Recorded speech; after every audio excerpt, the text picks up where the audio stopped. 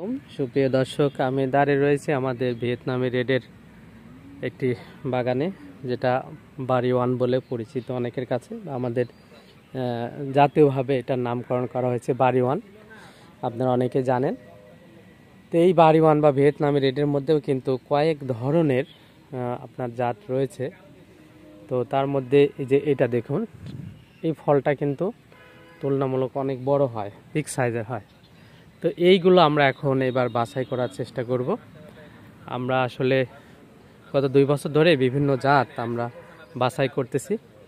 আরেকটি বিষয়, এই ধরনের যে ফুলগুলো ফুটেছিল এবং কিছু ফল সেট আছে, সেক্ষেত্রে এই সময় এসে আমরা দেখতে পাচ্ছি ভিয়েতনামি রেডের ফুল কিছুটা বেশি ফুটেছিল। এবং পাশাপাশি আমাদের এই দক্ষিণ সাইডে, আমাদের ডিম ড্রাগন অ্যাগ্রো ফার্মের দক্ষিণ সাইডে ফুলগুলো বরাবরই একটু বেশি ফুটেছিল, কারণ এই দিকে আলো বাতাসটা বেশি পায়। এবং সিজনের শুরুতেও আপনাদেরকে দেখিয়েছিলাম যে এইগুলোতে বেশি আসছিল দক্ষিণ সাইডে, কারণ এই সাইডটা আলো বাতাস বেশি আসে। ভিতরে এইদিকে ভিয়েতনামি রেডের আপনার পিলার, এটা এবং এটা 3টা জানেন, আপনাদেরকে এর আগেও আমরা জানিয়েছি। এগুলো তো ফুল একটু বেশি আছে, ফল সেট হবে ইনশাল্লাহ।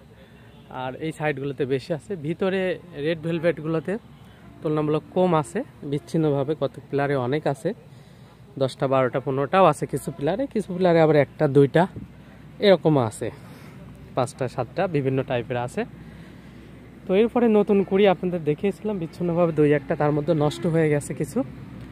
আর বাদ বাকি যেগুলো টিকবে ওইগুলো হয়তো এখনও 10 দিন পরে, 8-10 দিন পরে সে ফুলগুলো ফ্লাশ হবে, সেটা আপনাদেরকে দেখানোর চেষ্টা করব। এই ফুল প্রচুর কিন্তু আমাদের এই প্লাটটাতে ছিল, প্রচুর, প্রায় 30-40টার মতো।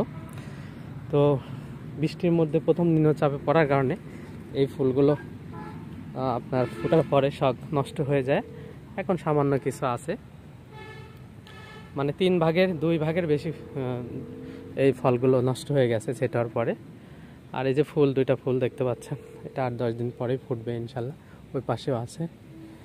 এই তো দর্শক, তো ভিডিওটি আর দীর্ঘায়িত না করে এখানে শেষ করলাম। আল্লাহ হাফেজ।